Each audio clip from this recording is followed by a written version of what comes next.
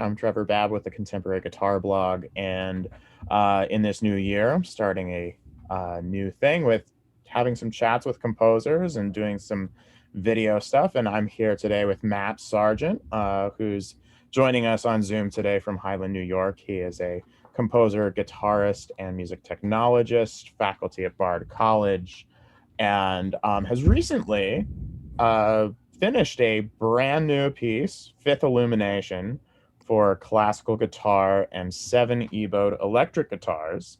Thanks for joining us today, Matt. And Yeah. maybe we can just start by talking about kind of what prompted you to write this piece, because this wasn't really a commission. It wasn't anybody from that I understand actually approached you and said, I want you to write me a piece. This was something that you kind of took on with your own volition, right? And just Yeah. I mean, felt like writing it. I think on that part, since the pandemics started, I've sort of, usually I'm the sort of person who's working sort of from project to project all year round. And so there's been this slow year, and I've kind of taken the opportunity to sit down and think about, what pieces would I do like with all this free time. And so one of those things was, I guess it's sort of twofold. One of those things was thinking about how to deal with the guitar, because I've been, a guitarist for a long time and a composer for a long time, but I've kept those lives sort of separate. And then the other thing is just to dive more into some of these, engines and processes that I use for making these things. So it's just spending time writing code, seeing what the code makes, adjusting the code, Mhm. which is like able to do during these days when there's just not a lot going on. Um, Right. so it's been sort of almost like this deep residency year around the house or something of just sort of open exploration and having projects to attach to it, but no specific performances or rush or anything like that. Sure. Yeah. Talk a little bit more about your kind of separation of the worlds of composer and guitarist, too. Yeah. So that's been a frustration for a long time. Obviously, because, I play guitar a lot, and one would think, guitar as an instrument, like we sort of, I don't know, lack a repertoire, like in the way that so many other instruments have almost too much repertoire, like thinking about guitar versus piano, for example. And there's something about being a guitarist that as soon as I sit down with the instrument, like I'm thinking of, you know, the riffs and the tricks and the references to other music, and that I don't have when I'm writing for an instrument that I don't know whatsoever. And that hang up has always sort of kept me from it, because I feel like I it's hard for me to get into the sort of composer brain about the instrument without a perform it, and so it's just sort of kept me from writing anything that I felt was like an actual statement for the instrument. And so for this one, I actually kept away from the guitar basically the entire time until it was far enough along that I was sort of proto rehearsing things and making sure that you could play certain things, and thinking about range and stuff like that. But for most of the composing process, I just treated it as if I were writing for some instrument that I didn't know at all, and just sort of thought about the score instead. Um, but yeah, I think that at least for me, there's something strong about the sort of non-timeline sort of composer brain that turns on for some projects, and then the very practical, how do I successfully pick up the E-bow and set it back down and do this, that comes with me being interested in playing a lot of contemporary guitar music. And it's been hard to sort of match the two. Maybe this will open up something where suddenly I'll write a ton of guitar music. Who knows?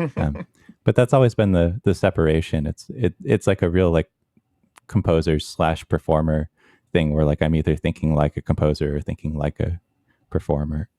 Right. Yeah. I know when I compose, I kind of have to be the same way, where I'm like, get that guitar away from me and let me just think about the music, because otherwise I just find myself writing for my hands. And it's like, it just seems very kind of unimaginative, at least for me. And so, um, yeah, and recently there was this New York Times piece about Tyshawn Sorey, um, where they talk about him not even wanting to be like photographed with his drumsticks. So I know that it's not just guitarists who have this Right. like complex, it's kind of that performer composer sort of thing. with, you know, a lot of us try to keep those worlds separate, I think. And um so so let's talk about a little more about the piece itself. And Hmm. so you're writing all this code and projecting the score in real time through Max MSP. Hmm. Um, so I mean, first of all, I mean, see, I guess you had all this unstructured time, and so doing all of that work was probably, you know, you had the time to do it. But you know, what is the aesthetic thought behind this projected score that's actually somewhat indeterminate? I know Right. Hmm. I've been messing with the patches and am surprised to find, even when I was recording Evo parts, that you know, my first note wasn't always the same when I would have to redo a take. So talk a little bit about that and what prompted you to structure the piece in that way. Yeah. So I think I'm trying to go back far enough in my timeline. So I think I first started working with, indeterminate video real time scoring, whatever you would call it, around 2011 or so. Okay. Um, and the real initial impetus was just this kind of drive.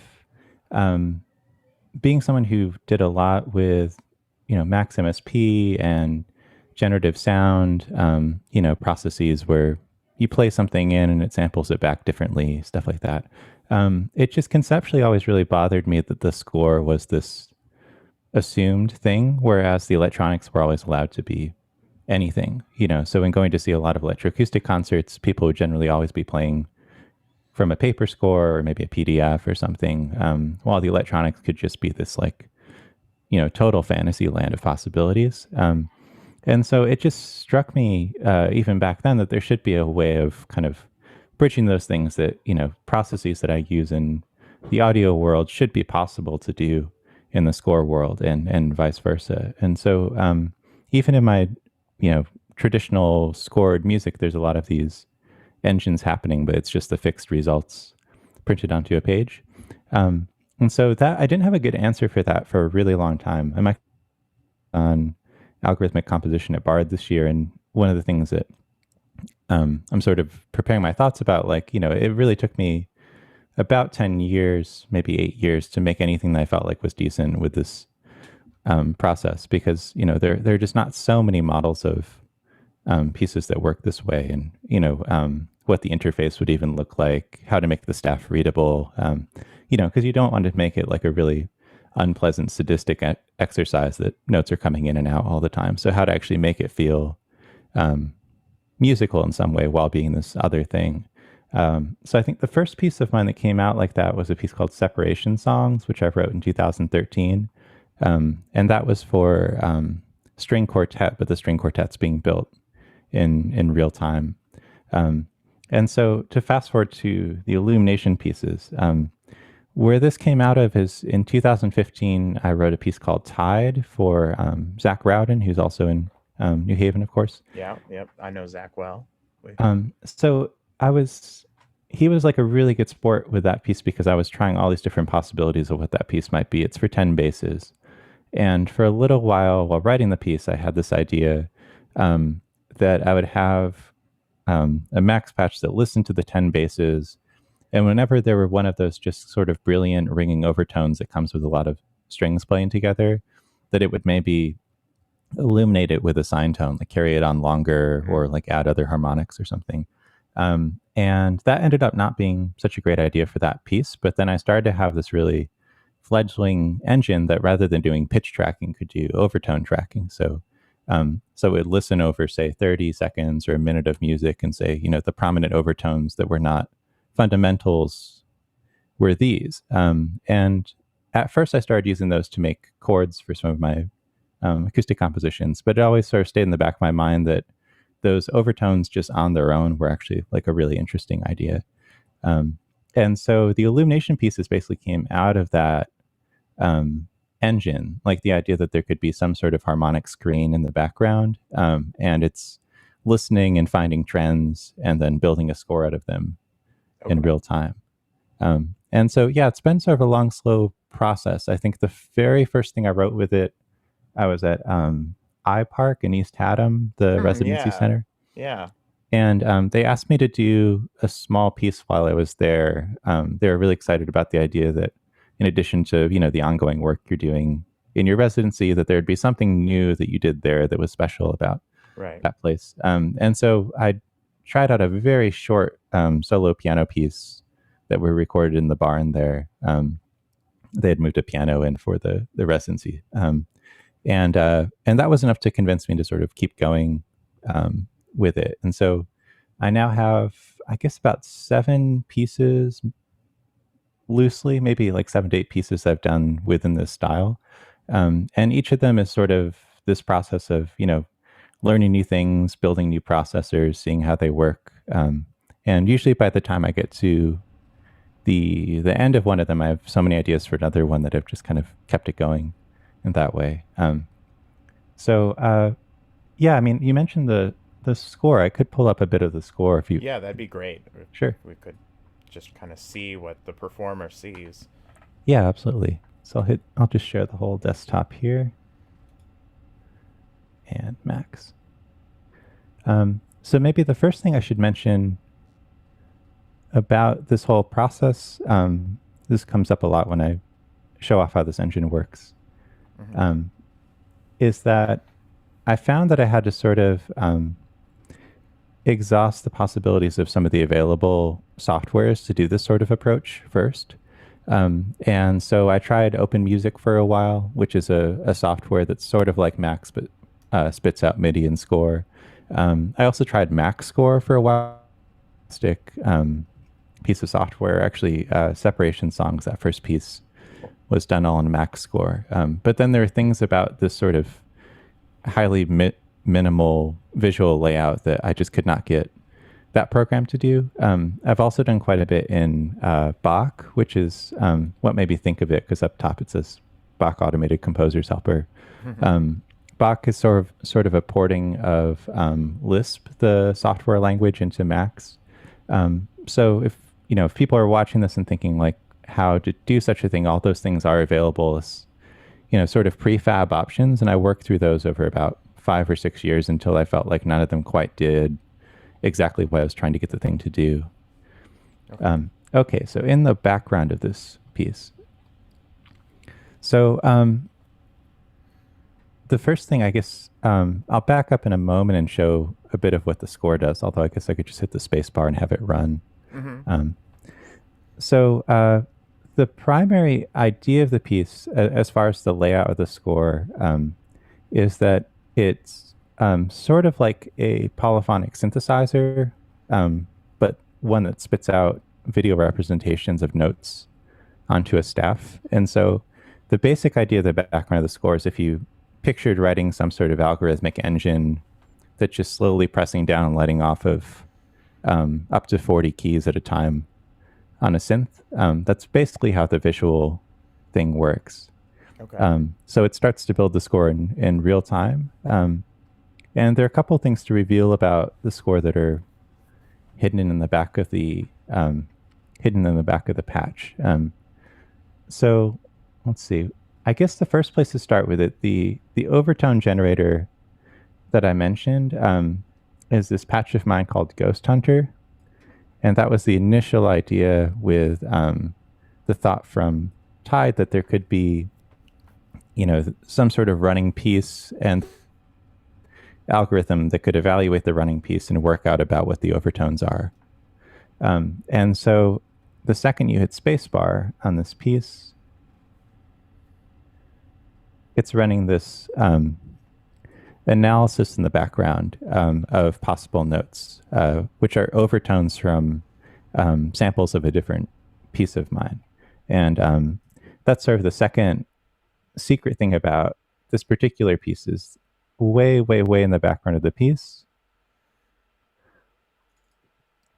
There are some excerpts actually from a live recording of Zach performing Tide, way in the background of the piece, that are all stored as one big table.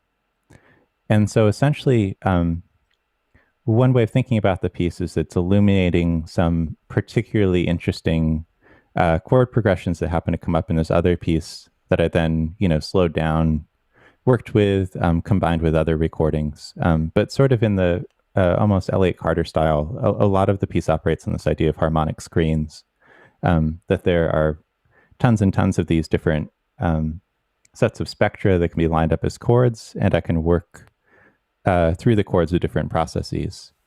And so there's this hidden set of spectral data in the background that I can reference as a set of possible harmonies. And those change from illumination piece to illumination piece. So I've done those 7 or 8 that I described use different kinds of harmonic screens.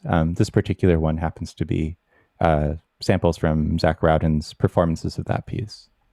And so in real time, it's taking that spectral data, it's smoothing it out significantly. This is the raw, messy stuff. This is the smoothed out stuff. And then it's turning those into sort of tone tendencies, and then it's working with those up here. So that's sort of some sort of harmonic screen information, which is then translated into some sort of, composed thing on the other side. So in this particular piece, it's relatively straightforward. Through some of the piece, I'm doing this process I've been calling amplifying and limiting. And the idea of that process is that it artificially hypes the trends inside the table. And so wherever trends start to emerge, maybe there's a particularly strong note, it grabs those 3 or 4 notes and tries to push them even farther up. And then at the same time, it has this little limiting function that it avoids the last 3 notes that are played. And so that starts to produce these sort of automatic arpeggios because, say it's saying these 4 notes are really dominant right now, and it's saying, okay, well, you just use those last 3, so play the 4th one, and then that one gets prevented for 3 notes, and the other ones pop up. And so you start to get these rolling processes sort of automatically.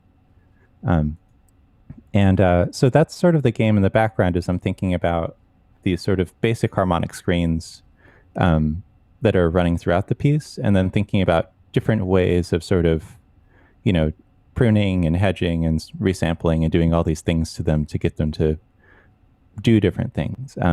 The one other example that comes up a little later in the piece is there's this engine called the Wave Prime engine. And the way this one works is that it's 5 LFOs that are all set at particular prime ratios to one another, just meaning that they don't ever repeat. It's just this kind of undulating wave. And every once in a while in the piece, it tries to line up the undulating wave with the harmonics. And so it's sampling from this undulating wave from low notes to high notes. And each time the wave moves, it says, are there any strong notes around that point? And so you get this sort of ghostly, undulating, kind of like Andy Goldsworthy thing, just kind of swinging through the score. And so sometimes I'm thinking about it that way too, where it is more gestural, basically. And I've had other pieces within this series that have used other processes like, Markov and machine learning and stuff like that. This one stays fairly random, though, when it comes to the live guitar part. And so it's, of course, developing. But I actually found with this particular piece that idea of getting it to overemphasize little clusters of notes at a time and then suppress them once they come out actually produces these relatively like guitar feeling things, basically. So it's a funny process because like how I arrived at that versus any other process for what ends up looking kind of like guitar music is pretty arbitrary. And so a lot of working on this kind of music for me is setting up a couple processes like that, letting it run half the day, taking notes about what worked, what didn't work, screenshots, video captures, and then trying to think about what I could tilt about it to make it work some other way. One classic thing of a simple solution is that I have it set up that it completely wipes its memory every 150 seconds. Okay. And I just found that that was this kind of pacing that, there's a build up and starts to do things, and then there's kind of like scene change, and then another build up, Mm-hmm. and then scene change. And that was the same kind of experiential thing of, sometime out around 3 or 4 minutes, I felt like, hey, this is way too busy. And so then, if I calm it down every 2.5 minutes, that felt, slightly more like what I wanted it to be. And so there's this kind of like give and take between the system at play. Um, Sure. And so this it's bottom kind of the system basic down thing. here is Mhm. what the performer is actually reading from. Yeah, that's right. So when you see it, when you perform such a piece, you just get, Right. We don't see all the guts. yeah, you just Yeah. get this.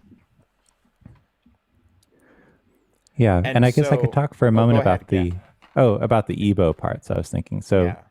so the 7 EBO parts follow a similar process. The reason they turn out just a little different each time um, actually only really has to do with one feature. And so the way the 7 parts work, um, I'll show the front face again. So this is doing about the same process on the same harmonic screens, but moving really, really slowly. And it's also looking for the maximums in the screen at a given time. So it's doing this thing of evaluating the screen, figuring out what the maximum is, printing the maximum value on the score.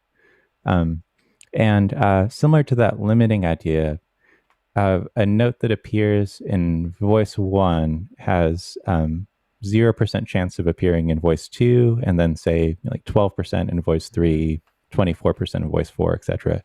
And so that's enough to get these really interesting voice exchanges because, you may have, F sharp appears or something in voice one, and then it goes away for a few voices, but then that limiting kind of wears off and it appears down in voice five, and then a few minutes later it appears over in voice three or four. And so there's this kind of automatic voice exchange Hocket sort of thing over a really long time scale Mm-hmm. that starts to happen just from that approach.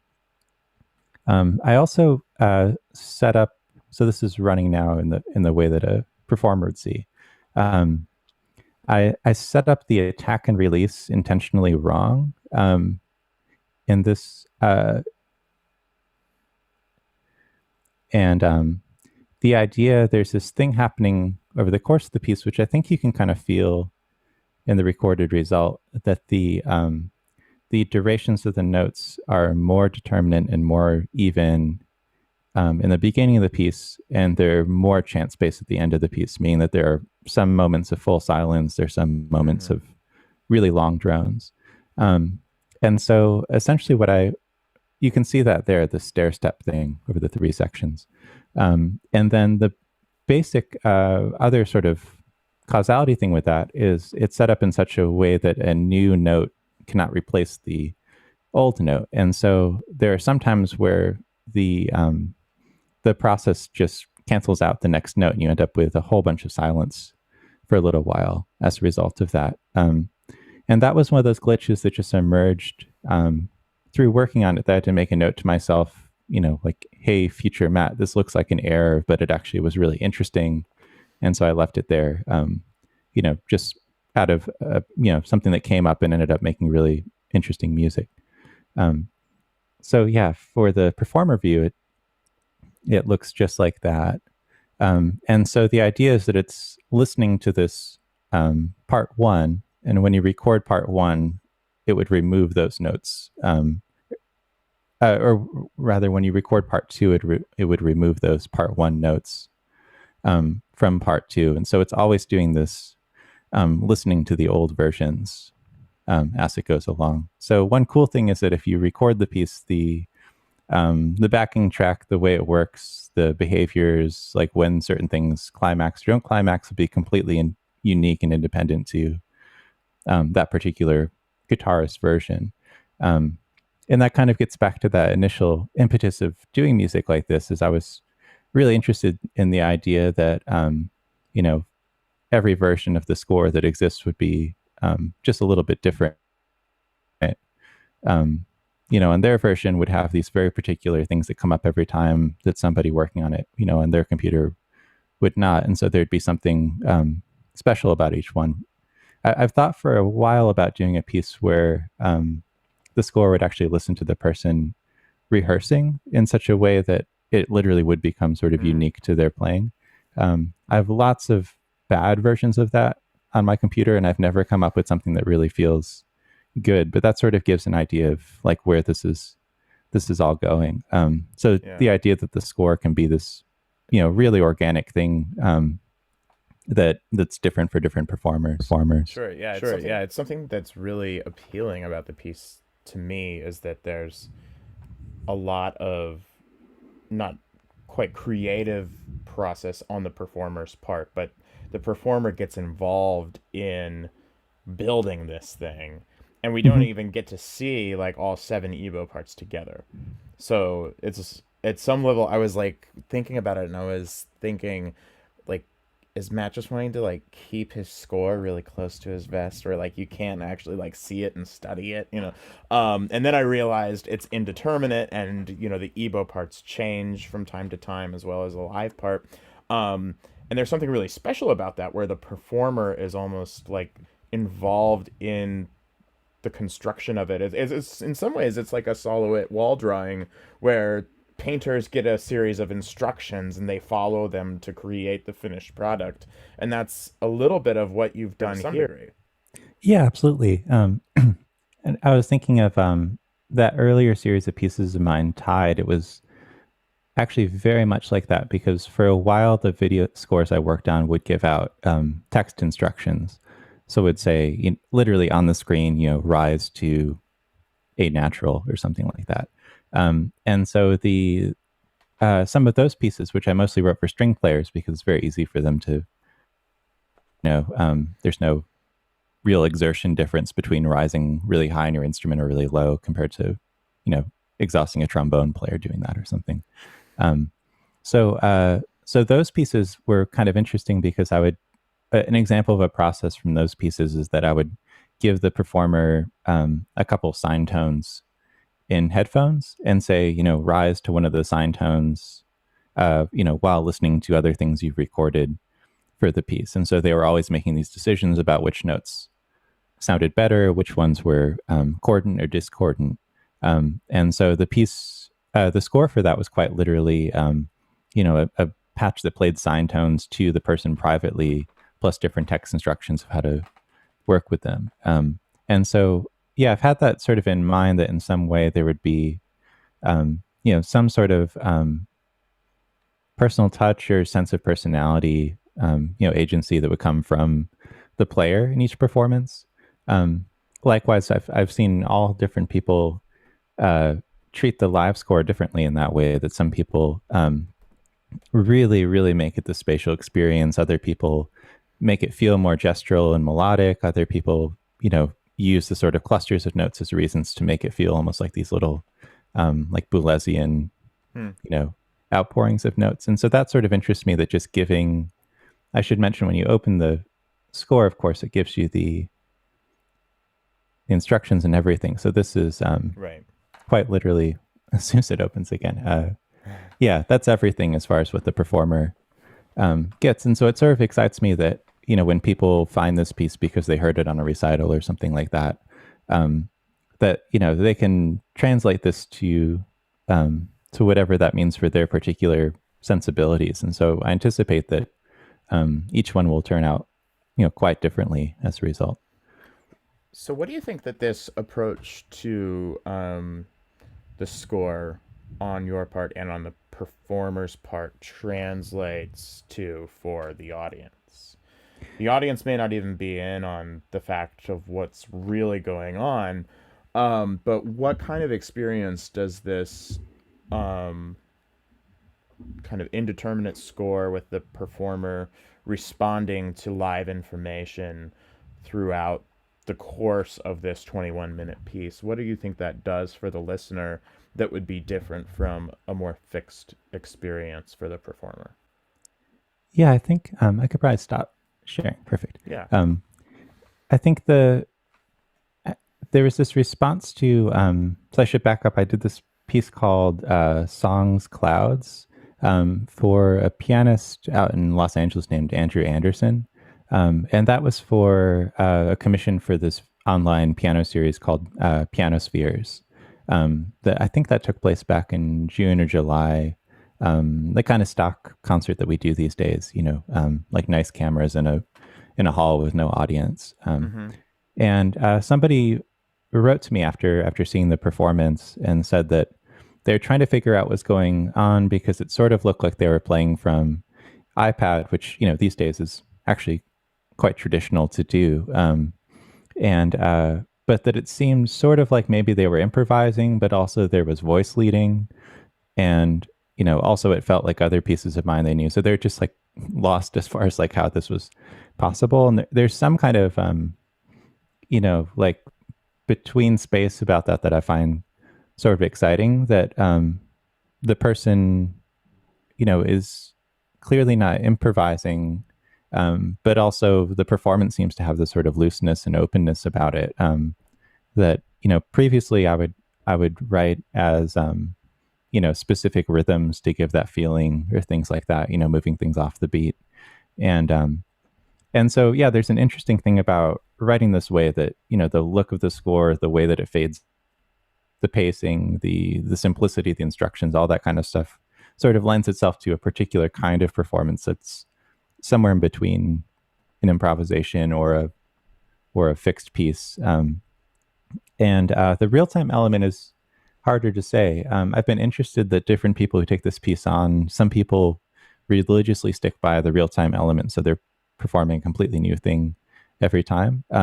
Other people will do a few video screen captures, find one that they really like, and then really spend the time on the instrument to get, the fingerings worked out and everything worked out. And that strikes me that different players, that fits their sensibilities in different ways. The player who's the monster sight reader versus the player who is the monster planner, and so it's actually kind of Mm-hmm. like a piece for everyone in that way. So yeah, I think maybe one historical background for is the music of David Berman, particularly the piece on the Other Ocean. Okay. I took a few lessons with him back around 2010, 2011. And I remember showing him some of my scores back then, which were, quite notated piece of paper scores. And he was saying about how, have you ever thought about making a piece of yours that, you know, it shows up to the person and they hit a button and just, like that, it's Sargent without all the, instructions and pages and, all the stuff that normally goes into a contemporary music score. And Mm-hmm. so his work in the 70s, particularly the piece on the Other Ocean, was written for the Kim 1 computer, which was a way, way early laptop, like pre-Apple laptop. This is 1974, so like extreme, like hobbyist early computer. Mm-hmm. And the way the computer works is that he is able to write a pitch tracking algorithm for it. So you get the computer and you start playing at it, and it starts playing drones back to you. And then you play something else at it, and it plays a different drone. And over the course of actually kind of learn what the piece is supposed to be. So there actually is no score or instructions or anything. It's just sort of suggests the pacing of how quickly it's going to do its thing. And so that always struck me as interesting. His current pieces are max patches that work the same way. They're kind of these intentional black boxes. Mm. And it struck me that it would be interesting to find a way to do the score that it would just sort of have the feeling of the music automatically by, the way it fades in, by the amount of white that's visually on the screen, the sort of blankness. And that rather than having to say, play this calmly and openly, it just screams this is a calm and open piece, just from how it operates. And so it's been interesting. It's made me, for this little line of my work, it's made me really reconsider the score. Like these days I think about a score basically as sort of explaining to someone who doesn't know me, like what my priorities are when it comes to pieces of mine. So more so than it being like a description or set of instructions or something, the idea is, in my mind is that, someone could check this like out of their thinking about how I grew up with music in college and things like that, check this out of the conservatory library, knowing absolutely nothing about me, but they're just trying to find every contemporary score they can get their hands on, and they hit play and the thing starts and they have a really clear idea like, from like first spacebar hit, like sort of what this music is about. And so that's always sort of been the goal for these pieces as far as how the whole patch is set up, is that all of that is sort of built into um, the design without having to have like an additional PDF of like exactly what to do. I was Yeah. thinking with that about, like some of the Stockhausen pieces, like Microphony one, where he says it's a completely open form and do whatever you want. But the form that I usually prefer is specifically this. It's sort of like the opposite of that, it's so built in to the apparatus, that the person, should feel like they can just go without second guessing, how the aesthetic works, basically. Yeah. Yeah. And so you started really just you started this piece during the pandemic, right? Yeah. Um Mm-hmm. and so like to what degree, if any, is did the time that you wrote it in kind of affect the piece? Is there something about the piece that kind of reflects the moment you wrote it in, or was it just a matter of like I've got all this time and I'm home all the time and I have this thing that I've really wanted to dig deeper with and I can do that now? Yeah, it's sort of twofold, although I think, I really started leaning towards this idea of classical guitar and electric guitar with the tone knob rolled all the way off. The seven ebo parts are these really sort of Right. muted timbres.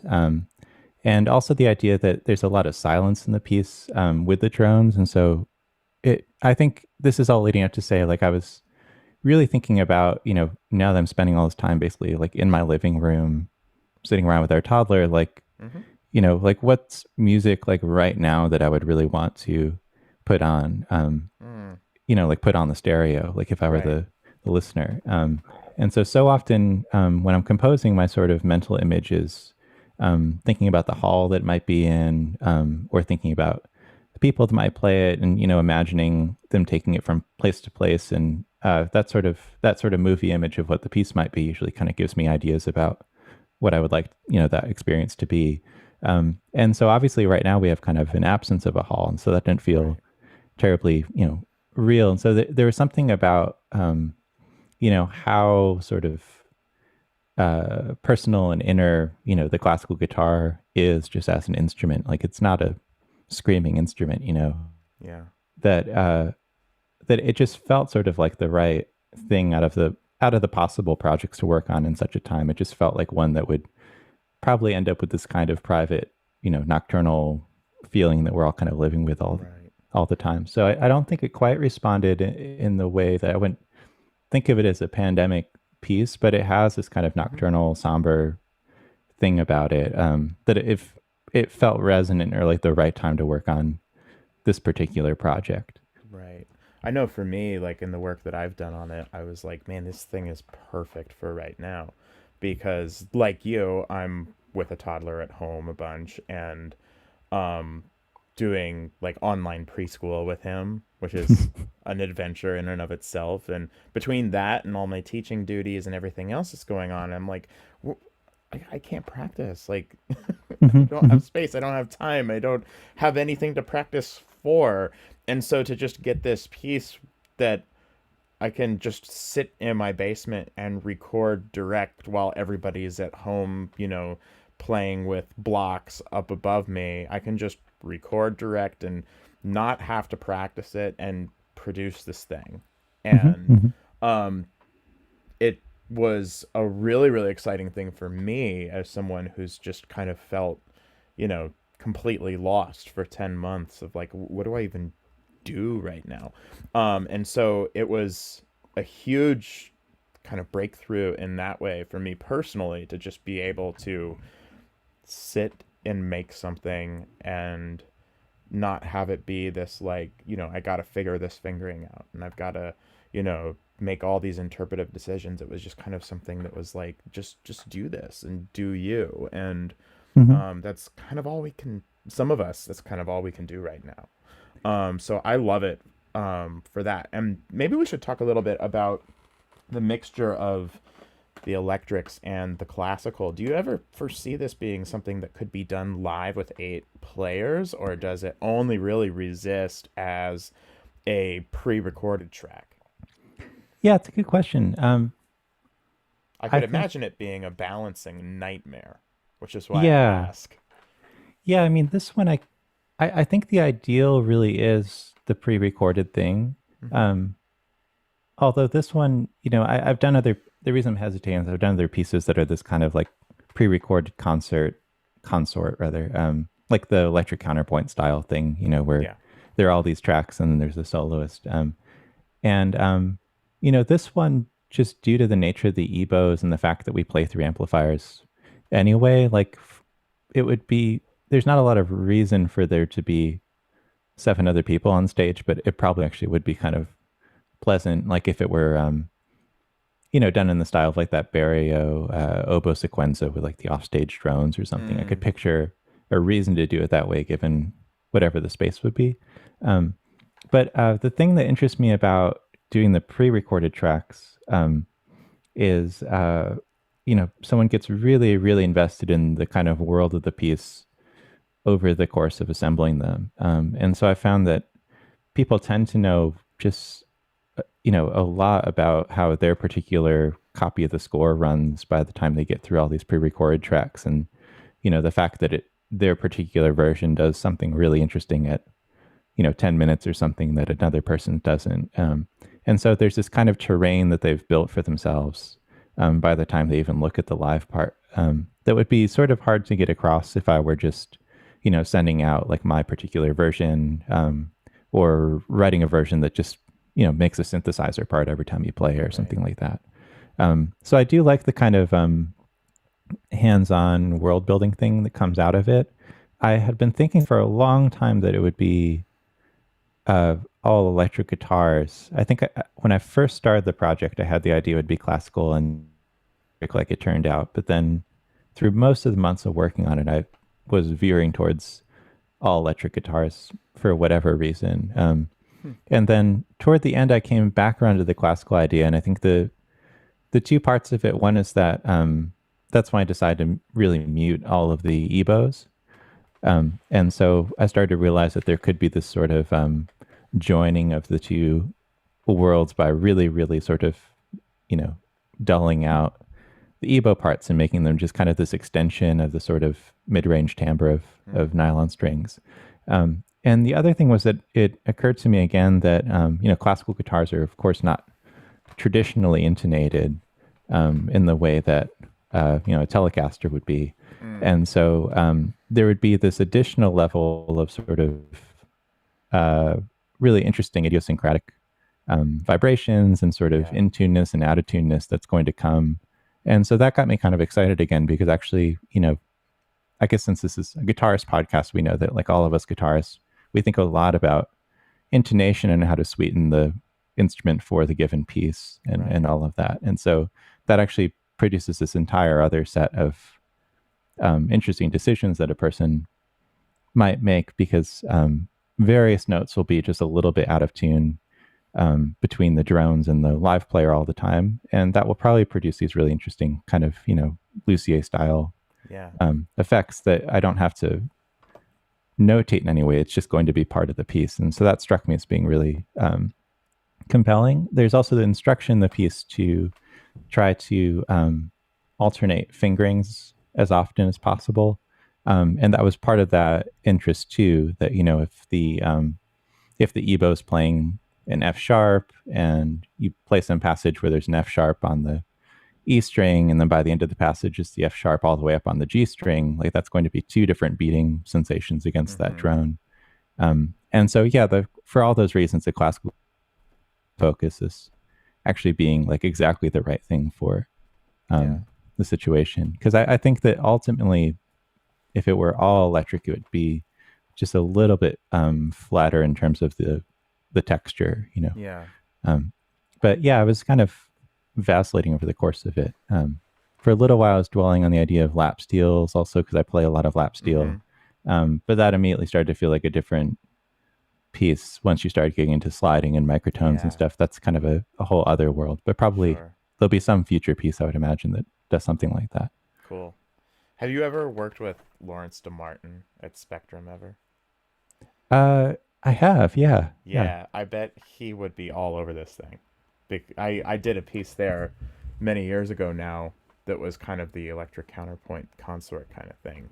Mhm. And he wanted to have every single part of the six on the track going to a different speaker, and we got actually this very very cool sort of spatial effect even in that pretty small space by doing that.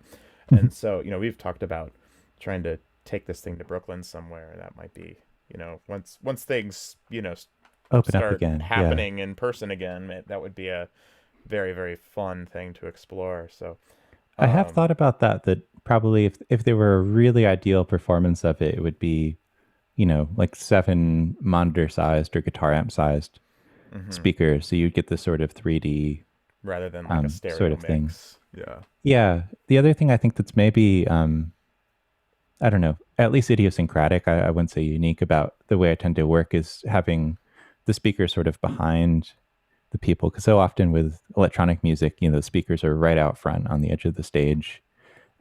And so, like this piano piece I just wrapped up, the two speakers are actually placed behind the piano itself, pointing away from the audience. And Mm, so there's this sensation that the person's playing resonances that are coming out of the piano are extended, extended by the drones. And I don't know, there's something about electronics. I think it all comes down to this idea of, you know, integration that I'm sure comes from growing up with pedal boards and things like that. mhm. Um, yeah, I just want the electronics and the score and everything to kind of feel like they're coming from the same place rather than it being that, players on the stage and then like speakers all over the hall are doing effects on the player. I've been in so many of those situations as the player where you can barely tell what's happening out in the audience, and so I tend to think about electronics as sort of like all emanating like from the person. So it's speakers directly behind their chair, or Right. running along the wall at the back of the stage, something like that. Well, cool. I'm excited to see the life that this piece has out in the real world someday. And thanks so much for talking today. And yeah, I hope this has been really fun. I hope we get to do more of these. And maybe when the lap steel piece comes, we can have you back on. Yeah, absolutely. Yeah, thanks so much. Yep. All right. Take care. Yeah, you too.